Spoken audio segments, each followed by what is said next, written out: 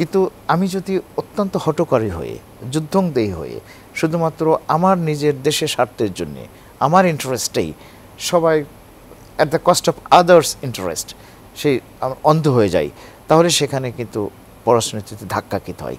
অথচ মার্কিনিরা এই ধাক্কাটা সবসময় পৃথিবীকে দিয়ে আসছে, সারা পৃথিবী তার তোলপাড় করেছে। এমন কোনো এক্সাম্পলস নাই যে আমরা সাইট করতে পারি যে কোনো দ্বন্দ্ব যুদ্ধে মার্কিনিরা শান্তির পক্ষে অবস্থান নিয়েছে।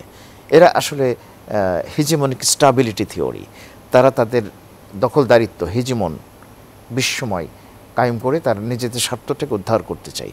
যদি তাদের কোনো কিছু নাও লাগে তাহলে অন্যরা যেন তার সুখ শান্তি ভোগ না করতে পারে, সেজন্য অন্তত তারা দ্বন্দ্ব বাঁধিয়ে রাখবে।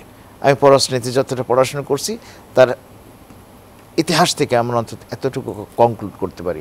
আমি মনে করি না এই স্ট্রাকচার থেকে বের হওয়ার জন্য তাত্ত্বিকভাবে মার্কিন যুক্তরাষ্ট্রের কোনো কাজ হচ্ছে। স্টার্টিং ফ্রম হার্ভার্ড, আপনি নিউ জার্সি, ক্যালিফোর্নিয়া, তারপর মন্টার ইনস্টিটিউট ইন্টারন্যাশনাল স্টাডিজ, যেখানে ওদের, তারপর ফ্লেশার ইনস্টিটিউট ডিপ্লোম্যাসি, যেখানে ওদের পররাষ্ট্রনীতি বিশ্লেষণগুলো হয়, কোথাও কিন্তু তাত্ত্বিকভাবে এই আলোচনা হয় নাই যে মার্কিনিরা তাদের ওই যে তাদের বেসিক ফরেন পলিসি ডিসকোর্স থেকে বের হয়ে আসবে।